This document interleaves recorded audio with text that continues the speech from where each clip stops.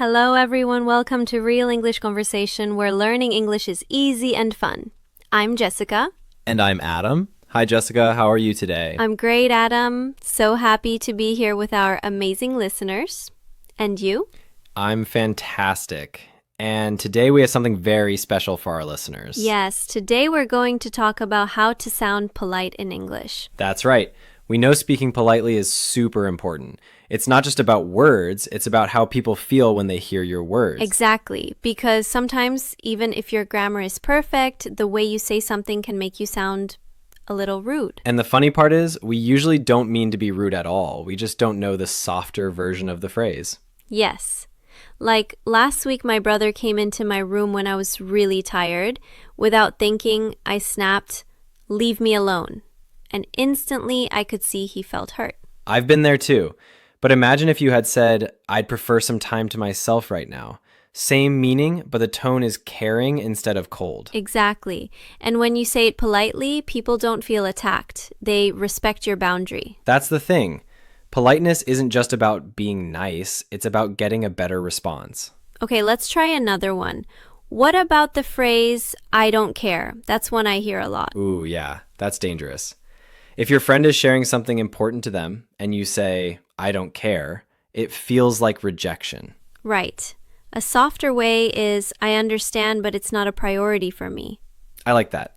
It shows you listened, but you're also being honest about your feelings. I remember once at work, a colleague asked me to join a weekend project. Honestly, I didn't want to. If I had said I don't care about that, it would have sounded cold. Instead, I said, "I appreciate the idea, but right now it's not a priority for me." He actually smiled and said, "Fair enough." That's the power of politeness. Telling someone their idea isn't good. Oh, that one's tricky. A lot of us just say, "That's a bad idea," or worse, "That's stupid." Yeah, but when you say that, you're attacking the person, not just the idea. Exactly. A polite version is, "I'm not sure that would work well," or "I don't think that's the best approach." See the difference? You're questioning the idea, not insulting the person. Right. I remember once in a meeting, someone suggested something I thought was terrible. I wanted to say that's stupid, but instead I said, "I'm not convinced this would solve the problem." And you know what? The discussion stayed positive, and we actually found a better solution together. That's such a good tip. Politeness keeps the conversation open. Exactly. If you sound rude, the other person shuts down. But if you sound polite, they keep listening. Let's talk about another situation. What about when we're in a hurry? I've definitely said, "Do it faster." Oh, yes, I know that one. But it really sounds like you're bossing people around. A softer way is, "Would you mind speeding it up a little?"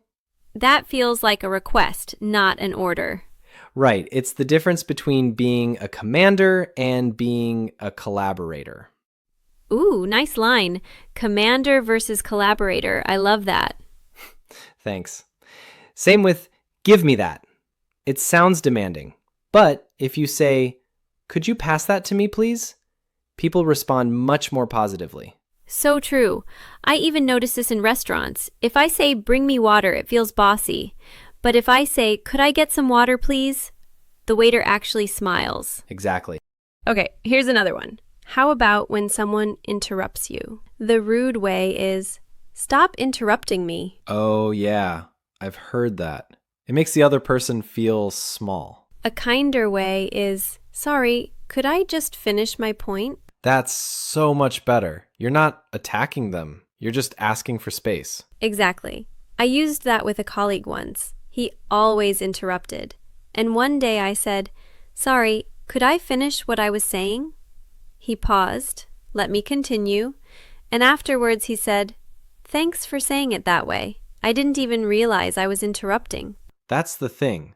Politeness corrects behavior without hurting feelings.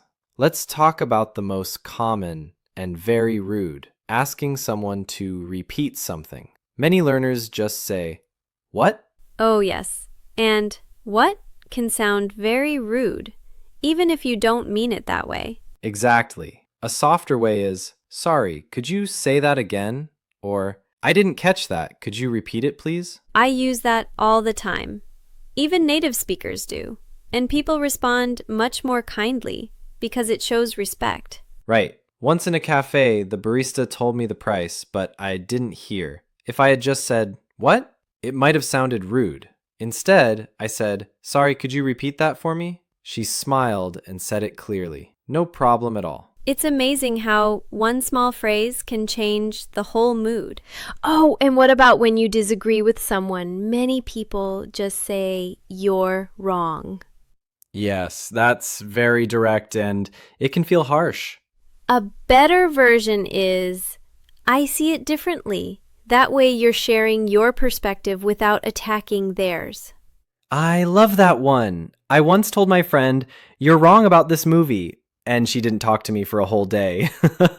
If I had said, "I see it differently," she probably would have asked me why, and we could have had a fun debate.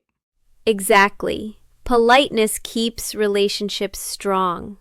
Let's add one more. Saying, "Calm down." That one almost never works. Oh, yes. If someone tells me calm down, I instantly feel more upset. Same here. A polite alternative is, "I can see you're upset. Let's take a moment." That's so much softer. It shows empathy instead of control. Right. I once told my younger brother calm down during an argument. He exploded even more.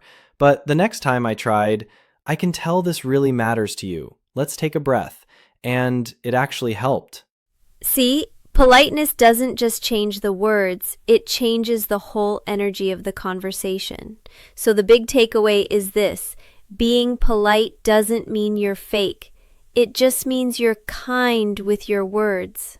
And when your words are kind, people listen to you, respect you, and want to talk to you again. That's true in English, and honestly, in every language.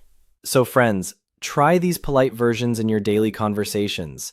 Notice how people respond differently. And share your stories with us in the comments. We'd love to hear how politeness changes your English conversations. Thanks for tuning in, and don't forget to subscribe for more real English tips. Until next time, keep practicing, keep growing.